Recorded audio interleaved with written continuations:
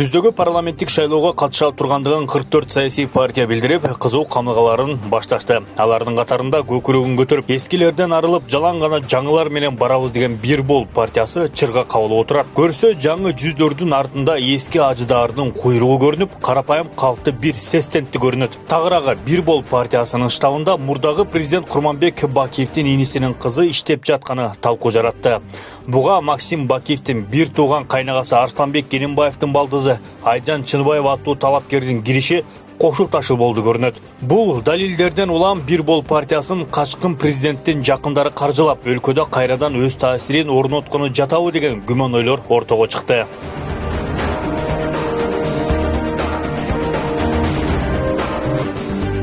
Демилгелүү жаштар менен жаңыланып, өлкөгө пайда алып келсе мейли деңизчи. Бирок Бир бол партиясы жаңы жүздөр деп кой терисин жамынган карышкырларды айланасына топтоп алгандай.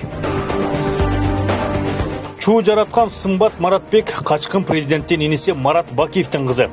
Бир бол партиянын штабында маанилүү кызматты ээлеп, Алтынбек Сулаймановдун каржылоо боюнча кеңешчиси жана оң колу.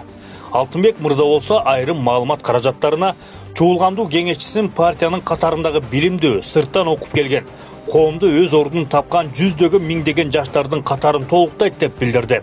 Ал эми партиянын штабы болсо Сымбат Маратбекти 5 тилде эркин сүйлөп, Европада окуп келген деп эптеп актаганга аракет кылды. Кудайга шүгүр, кыргыз элимдин учугуру эмес, 6 миллиондун ичинен акчаны тыңыраак санап, Сулаймановго дурусураак кеңеш бере ала турган Бакиевдерден башка бирөө табылган жокпу?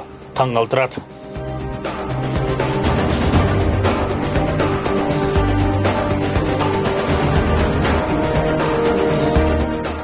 Курманбек Бакиев 2010 жылдын 7 апрелинде 90го жакын адамдын өмүрү кыйылган элдик толкундоодон кийин үй бүлөсү менен Беларуска качып кеткен. Апрель окуялары боюнча соттук жараяндын жыйынтыгына ылайык Курманбек Бакиевди 30 жылга, бир тууган иниси Жаныш Бакиевди өмүр бою эркинен ажыратуу боюнча сыртынан өкүм чыккан. Элди, өлкөнү зарылаткан Бакиевдердин бири да түрмөдө жазасын өтөгөн эмес.